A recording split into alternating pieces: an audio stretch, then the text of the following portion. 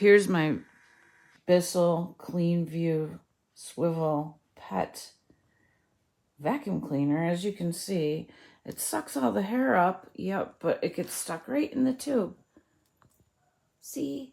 And so you get to pick it out with my handy dandy chopstick. I guess I should save for a Dyson.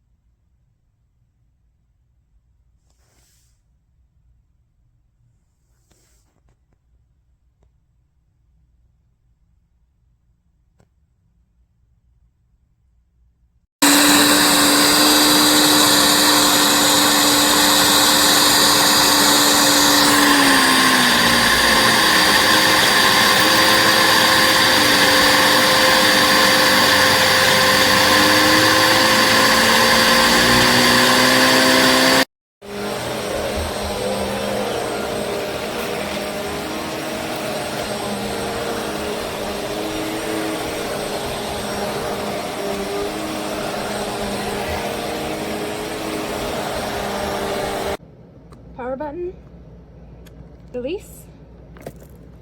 Problem is, if you're hitting this with your bare foot, it's very easy to get a toe caught in there. So be careful about that.